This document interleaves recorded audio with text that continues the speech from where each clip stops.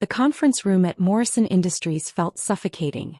23 shareholders sat around the mahogany table, watching my father present his expansion proposal. I sat in the back corner, exactly where I'd been sitting for the past 8 years. Quietly observing, never speaking, always dismissed. "We're looking for committed partners," Dad continued, his voice booming with the authority he'd cultivated over 30 years in manufacturing. "People who understand what it takes to build something real. This isn't a hobby. This isn't a side project for trust fund kids playing entrepreneur." His eyes swept the room, deliberately skipping over me. I was 29 years old, and to my family, I was still the warehouse worker who'd somehow talked his way into these meetings. My sister Victoria leaned back in her chair, perfectly manicured nails tapping against her leather portfolio. At 32, she was Dad's golden child. Harvard MBA, 3 years at McKinsey, now VP of Strategic Development at Morrison Industries. Everything I wasn't. "The real question," Victoria interjected smoothly, "is whether we have the capital depth to support this expansion without diluting our core investor base. We need partners who can commit to the $200 million threshold." I kept my expression neutral, years of practice making it effortless. They had no idea I'd been listening to these same presentations since I was 21, quietly building my position while they mocked my warehouse job. My brother Marcus chimed in from across the table. "We should be targeting institutional investors. Serious money. Not people who think reading a few business books makes them qualified." He glanced at me with barely concealed contempt. "Some people need to understand their limitations." I'd heard variations of this speech my entire life. At family dinners, at holidays, at every corporate event where I stood silently in the background while they networked with real business people. The irony was exquisite. After the meeting, I followed the crowd to the reception area. Crystal chandeliers cast warm light over the assembled shareholders, most of whom I'd met dozens of times. None of them knew who I really was. Dad cornered me near the bar, his expression a mixture of disappointment and irritation. "Jason, we need to talk about your attendance at these meetings." "I'm a shareholder," I said simply. "I have every right to be here." "You own what, a few hundred shares? Maybe 1,000. He shook his head. "This is serious business. We're discussing $200 million in expansion capital. That's more than you'll make in your entire lifetime at that warehouse." Victoria appeared at his elbow, champagne flute in hand. "Dad's trying to be gentle, Jason. But honestly, you're embarrassing yourself. These meetings are for people who actually contribute to the company's success." "I contribute," I said quietly. Marcus laughed from behind them. "By moving boxes? Come on, little brother. Dad gave you those shares out of pity when you turned 18. Don't pretend you're actually part of this world." I looked at each of them, my father, my sister, my brother. The family that had spent 3 decades making sure I understood my place. The warehouse worker. The family charity case. The one who'd never amount to anything. "I see," I said. "So you're looking for serious investors. People who can commit $200 million. "Exactly," Dad said, relieved I was finally understanding. "This is big league stuff. You should focus on your strengths. The warehouse needs reliable people. There's no shame in that." "And if I wanted to be considered for a partnership position?" I asked. "Hypothetically." Victoria actually laughed. "Jason, a partnership position requires a minimum $50 million investment commitment. You'd need to prove you have the capital, the business acumen, and the track record. You have none of those things." "Budget table suits you better," Marcus added. "Let the adults handle the real decisions." I nodded slowly, pulling out my phone. "I understand. You need serious money. Proven investors. People with actual skin in the game." Finally, Dad muttered, "Look, son, there's nothing wrong with being realistic about your capabilities. Not everyone is cut out for high-stakes business."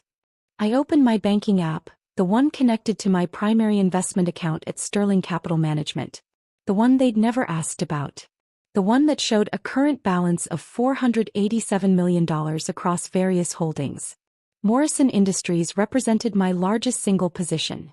$203.7 million invested through a series of shell companies and investment vehicles I'd been building since I was 21. "You're right," I said calmly. "I should be realistic about my capabilities." I began typing an email to my investment manager, David Chin at Sterling Capital. David had been handling my portfolio for 8 years, ever since my first tech startup exit had netted me $12 million. He'd watched that $12 million grow into nearly $500 million through careful investments, angel funding, and one particularly lucrative cryptocurrency play in 2017. Finally showing some sense, Victoria said. Maybe focus on getting promoted to supervisor at the warehouse. That's a more achievable goal. The email draft was simple. David, initiate full liquidation of all Morrison Industries positions. All holdings across entities Delta, Epsilon, and Zeta. Total withdrawal, $203.7 million. Execute immediately. Authorization code, JM7734. My finger hovered over the send button. Jason, Dad said, his tone softening slightly. I know this is hard to hear. But you'll be happier once you accept your limitations. Not everyone can be a CEO or a major investor. Your mother and I are proud that you've maintained steady employment. That's enough. I pressed send. I appreciate that, Dad, I said. You've always been clear about where I stand. My phone buzzed immediately. David's response was instantaneous. Confirmed. Liquidation initiated. Board will be notified within 30 minutes per SEC requirements. Documents being prepared. Call when you're ready to discuss reallocation. The reception continued around us. Shareholders mingled, discussing the expansion plans, celebrating the company's trajectory. Morrison Industries had grown 340% over the past 8 years, something my family attributed to Dad's leadership and Victoria's strategic vision. They never wondered why the company always seemed to have capital available exactly when it was needed. They never questioned where the crucial Series C funding had come from 6 years ago. They never asked who'd provided the bridge financing that saved them from bankruptcy during the 2020 supply chain crisis. I'd been their safety net for 8 years, quietly ensuring the family business survived and thrived while they mocked my warehouse job. The job I'd kept as cover, working 3 days a week to maintain appearances while managing a $400 million investment portfolio from my laptop. Marcus approached with 2 other board members, both men in their 60s who'd served on the Morrison board for decades. Jason, you remember Gerald and Thomas? Marcus said, his tone making it clear he expected me to excuse myself. Of course, I said politely. How are the Q3 projections looking, gentlemen?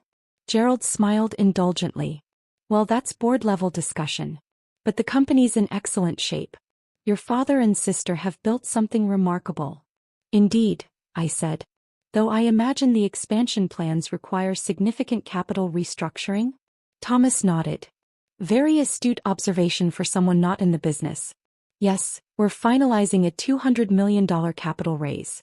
It's the largest in company history. Ambitious, I replied. I assume you've secured commitments from your major investors? Most of them, Gerald said. We have a few final confirmations pending, but the board is confident. We have very loyal shareholders. My phone buzzed again. David. First board notification sent. SEC filings submitted. This will hit internal systems in 15 minutes. Want me on standby? I typed back, standby confirmed. We'll call within the hour. The key, Marcus interjected, clearly wanting to demonstrate his business knowledge, is maintaining relationships with serious institutional investors. People who understand long-term value creation. Like your anchor investors? I asked casually. Exactly, Marcus said. Our top 5 shareholders control about 60% of the company. As long as they're committed, we're golden. I nodded. I was 3 of those 5 investors spread across different entities. Delta Holdings, $78 million. Epsilon Ventures, $69 million. Zeta Capital Partners, $56.7 million. Total, $203.7 million. Approximately 41% of Morrison Industries. Victoria joined the circle, her phone in hand. The board secretary just sent the expansion timeline. We'll finalize partnership commitments by end of week, then move to execution phase. Assuming no surprises, I said quietly. He gave me a pitying look. There won't be any surprises, Jason. This is how serious business works. You plan, you execute, you succeed. Maybe if you'd applied yourself in school instead of barely graduating, you'd understand.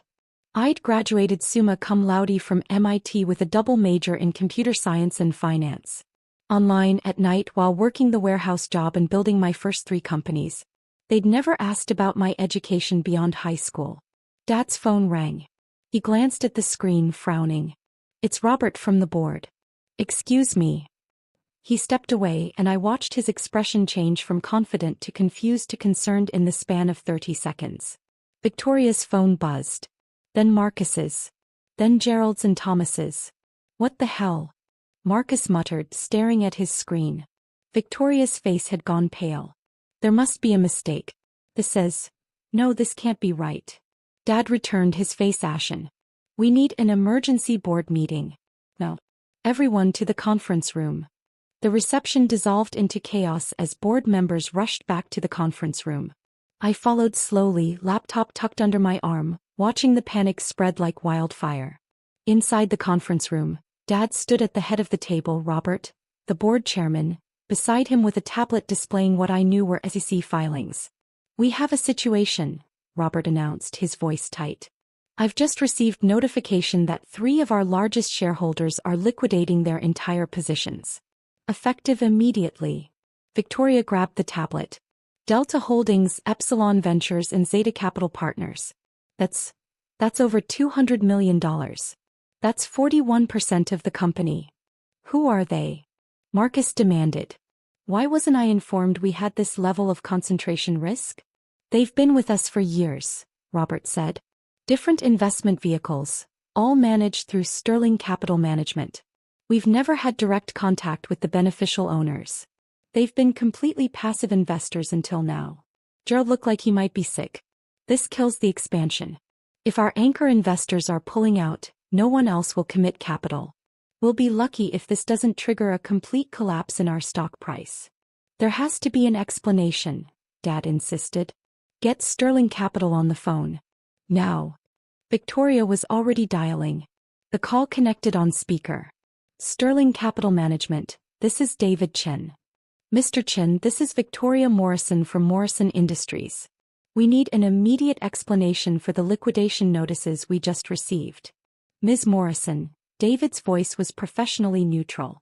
"I'm not at liberty to discuss the specifics, but I can confirm that our client has initiated a complete withdrawal from all Morrison Industries positions." "Your client?" Dad interjected. "We need to speak with them directly. This is catastrophic for our company." "I can pass along a message," David offered. "But I should mention that my client is actually present with you right now." The room went silent. Victoria's eyes swept the assembled board members. "What are you talking about? Who is your client?" "Jason Morrison," David said calmly. "Would you like me to email the authentication documents to the board, Jason? Or would you prefer to handle this yourself?" Every eye in the room turned to me. I opened my laptop, pulled up my Sterling Capital dashboard and connected it to the conference room display. The screen filled with my portfolio overview. Sterling Capital Management Client Dashboard Account Holder. Jason R. Morrison. Total Assets Under Management. $487,234,877. Recent Transaction. Morrison Industries, Complete Liquidation. Delta Holdings LLC, $78 million. Epsilon Ventures LP, $69 million. Zeta Capital Partners, $56,700,000 total withdrawal, $203,700,000 status. Processing. The silence was absolute. "That's..." Victoria's voice trailed off. "That's not possible." I pulled up the entity documents, showing the registration papers for each investment vehicle. All incorporated 8 years ago. All listing Jason R. Morrison as beneficial owner. All with complete transaction histories showing my initial investments and subsequent growth. "I was 21 when I started," I said quietly. "I just sold my first company, a supply chain optimization platform I built in my dorm room. $12 million exit. I invested $8 million of it into Morrison Industries when Dad was looking for Series C funding." Marcus was shaking his head. You had $12 million at 21? "First company," I corrected. "The second one, a logistics AI startup. Exited for $43 million when I was 24. I put another $70 million into Morrison through Epsilon Ventures. Then cryptocurrency gains in 2017 let me add another $60 million through Zeta Capital. Dad had sunk into his chair. You've been our largest investor for 8 years? Yes, I said. I've also been the one providing bridge financing during cash flow crises, backing your credit lines, and quietly buying shares when other investors wanted to dump during market downturns. I've kept this company solvent for nearly a decade. Victoria was scrolling through the documents on the display, her face growing paler with each page. The Series C funding that saved us in 2017. That was you. Delta Holdings. The emergency capital during the 2020 supply chain crisis? Epsilon Ventures. The growth financing last year that let us acquire Peterson Manufacturing? Zeta Capital. I pulled up another document. My personal transaction history. I've invested $203.7 million into Morrison Industries over 8 years. Current market value when I initiated withdrawal, same amount. I've provided patient capital, never asked for board representation, never interfered with operations. I've been the silent partner you always needed but never knew you had. Robert was staring at the documents. Why? Why stay anonymous? Why not take your seat on the board? Because I wanted to see if they'd ever treat me differently, I said, gesturing to my family. If they'd ever see past the warehouse worker and recognize competence. 8 years. 8 years of listening to lectures about getting a real job, about understanding my limitations, about accepting that I'm not cut out for serious business. Dad's voice was barely a whisper. Jason, we didn't know. You never asked, I said simply. At Thanksgiving 3 years ago, Dad, you told me I'd never understand what it takes to build a real company. I'd just restructured $50 million in debt to keep Morrison Industries from defaulting on its credit facilities. Victoria's hands were shaking. The expansion plans, without this capital, will fail, I finished. You'll lose your anchor investors, because I am your anchor investors. The other institutional investors will see 41% of the company liquidating and assume the worst. Your stock price will crater. The expansion will be cancelled. You might survive, but you'll spend the next 5 years rebuilding credibility. Marcus finally found his voice. You can't do this. You'll destroy everything Dad built. I'm doing exactly what you told me to do, I replied calmly. I'm being realistic about my capabilities. I'm focusing on my strengths. And apparently, my strength isn't being part of this family's business. My phone rang. Davidson. Jason, he said, his voice on speaker for the room to hear. Liquidation is processing smoothly. I've also received inquiries from 3 competing firms who got wind of your Morrison exit. They're interested in investing your capital in their expansions. Shall I take meetings? Yes, I said, watching my father's face. Schedule meetings with all 3. Focus on companies with competent leadership that values all their stakeholders. Understood. Also, the tech startup you've been evaluating, the renewable energy logistics platform, they've accepted your term sheet. $30 million for 20% equity. Want me to proceed? Proceed, I confirmed. Send the contracts. I ended the call. Dad stood slowly. Jason, please. Let's discuss this rationally. You're upset and you have every right to be. But destroying the company isn't the answer. I'm not upset, I said truthfully. And I'm not destroying anything. I'm simply withdrawing my investment from a company whose leadership told me, repeatedly and explicitly, that I don't belong there. You were very clear at today's meeting. You need serious investors. People who understand what it takes. I'm taking my $203.7 million and investing it somewhere my contribution will be valued. Victoria's voice cracked. Jason, we're family. Family business is only for real family, I quoted. Those were Uncle Robert's exact words at Christmas 2 years ago, and every one of you agreed. Marcus told me at last year's shareholder meeting that I should focus on getting promoted to supervisor. You told me 3 months ago that partnership positions require $50 million minimum business acumen and track record, and that I have none of those things. I pulled up one final document. My complete investment history. I have $487 million in assets. I've founded and exited 4 companies. I've provided patient capital to 17 startups, 12 of which are now valued at over $100 million each. I have business degrees from MIT that I earned while you assumed I'd barely graduated high school. And I've spent 8 years being treated like the family failure while secretly keeping your business alive. The board members were staring at the display, at the undeniable evidence of everything I'd built while being dismissed as a warehouse worker. Robert cleared his throat. Jason, on behalf of the board, I apologize. We failed in our due diligence. If you'd just told us. Why should I have to tell you? I asked. Why is the burden on me to prove my worth? Why wasn't it enough that I showed up, that I participated, that I asked intelligent questions? Why did I have to reveal a 9-figure portfolio to be taken seriously? No one had an answer. Gerald spoke up, his voice hesitant. Is there any way to reverse this decision? I closed my laptop. The SEC filings are submitted. The liquidation is processing. Sterling Capital is already reallocating my portfolio. It's done. But the money hasn't transferred yet, Marcus said desperately. Technically you could still. Could I? I interrupted. Could I really? Let me understand. 3 hours ago you told me I was too poor for partnership. You said I should get a real job. You implied I was embarrassing myself by attending shareholder meetings. Now that you know I control 41% of your company, suddenly I'm worth listening to. Victoria was crying silently. Dad looked like he'd aged 10 years in 10 minutes. I'll make you a deal, I said. I'll consider reversing the liquidation under one condition. Everyone leaned forward. Apologize, I said. Not to me. To every employee at Morrison Industries who's been dismissed, overlooked, or underestimated because of their job title, their background, or their appearance.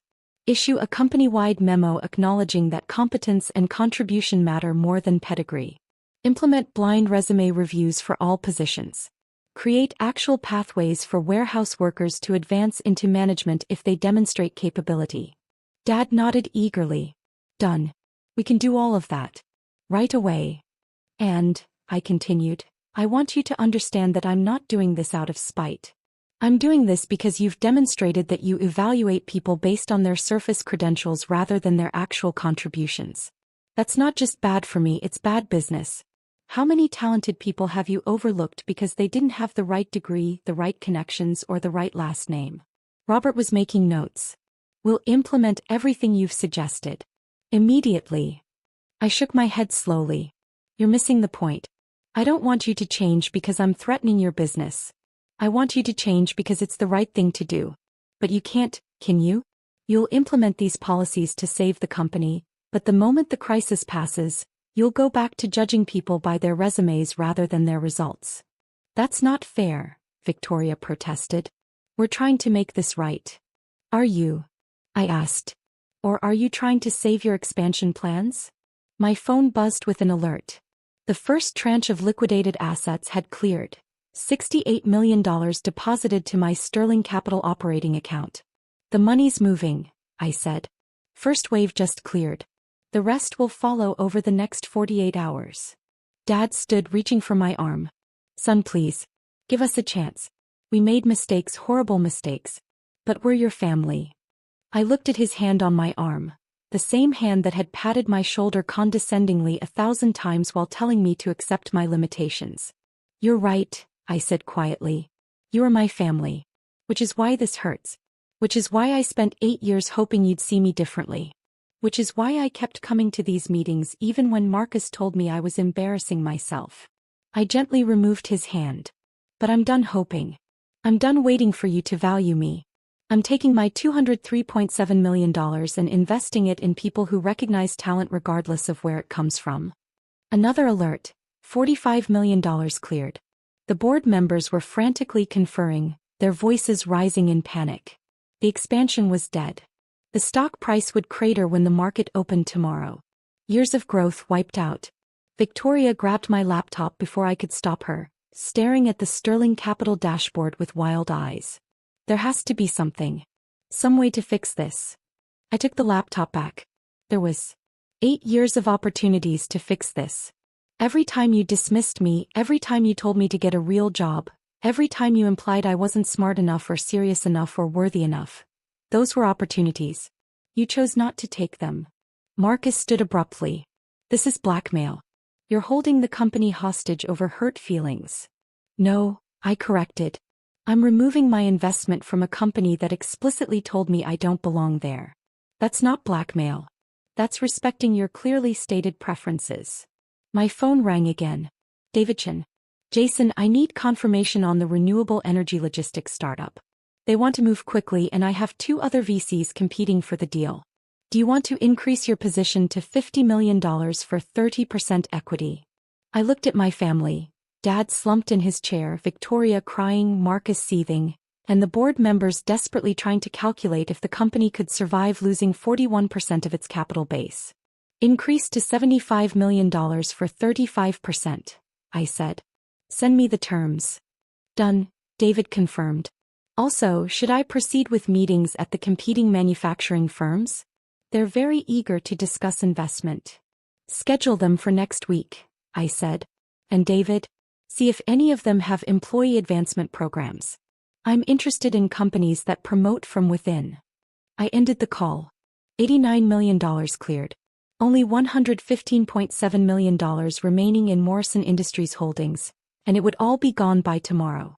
Robert made one final attempt. Jason, as board chairman, I'm formally requesting an emergency meeting to discuss restoring your investment position. We can offer you 3 board seats, VP title, whatever you need. I don't need anything, I said simply. I needed you to respect me 8 years ago. I needed you to value contribution over credentials. I needed my family to believe in me before they knew I had $487 million. But I don't need that anymore. I've built my success without your acknowledgement, and I'll continue building it without your approval. I packed up my laptop. The warehouse needs reliable people, right, Dad? There's no shame in that. So I'll finish out my last 2 weeks there and then I'm moving to Silicon Valley. I have 17 portfolio companies that actually value my input. Dad's voice was broken. Jason, I'm sorry. I'm so sorry. I know, I said. And I did. I could see the genuine remorse in his eyes, the devastating realization of what he'd thrown away through years of casual dismissal. But it was too late. $112 million cleared. Victoria stood blocking the door. Please. Just tell us what you want. Anything. I wanted you to see me, I said quietly. That's all I ever wanted. To be seen as competent, valuable, worthy of respect. Not because of my portfolio but because of who I am and what I contribute. I stepped past her toward the door. But you couldn't do that, I continued. And now you're offering me board seats and titles and respect because you've seen my bank balance. Which proves you never really saw me at all. The final alert. $203.7 million completely liquidated from Morrison Industries. Assets transferred to Sterling Capital operating account. I turned back one last time. Good luck with the expansion. I genuinely hope you find investors who fit your definition of serious money. But those investors won't love this company the way I did. They won't protect it during crises. They won't provide patient capital when times are tough. They'll want returns, board control, and quarterly performance. You gave us all of that without asking for anything, Robert said quietly. Why? Because it was my family's business, I said. Because I believed in what Dad built. Because I hoped that someday, you'd all realize that the kid in the warehouse was paying attention, learning, and building something remarkable. I opened the conference room door. But I was wrong. You'll never see past the surface. So I'm taking my $203.7 million and finding people who will. I walked out. Behind me I heard the chaos erupt. Board members shouting, Victoria sobbing, Dad's voice calling my name. I didn't look back. My phone buzzed one final time. David Chen, full liquidation complete. $203.7 million transferred. Where do you want me to reallocate? I stepped into the elevator, watching the conference room door close behind me. Find me companies run by people who started in warehouses, I typed. Who worked their way up. Who value contribution over credentials. I'm done investing in businesses that judge people by their resumes. Understood, David replied. I know at least 5 companies that fit that profile. Scheduling calls. The elevator descended. By the time I reached the ground floor, My phone was filling with meeting requests, investment opportunities, and messages from portfolio company founders congratulating me on the Morrison exit. None of them asked about my warehouse job. None of them questioned my competence. None of them needed to see my bank balance to know I was worth listening to. They saw me. And that, finally, was enough. I walked out of Morrison Industries headquarters for the last time, leaving behind $203.7 million in liquidated investments and 8 years of being underestimated. My family would survive.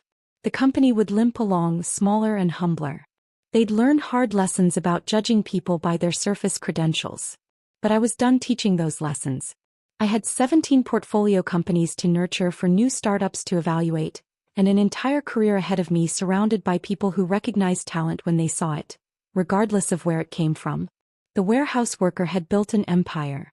And nobody in that conference room had noticed until it was too late.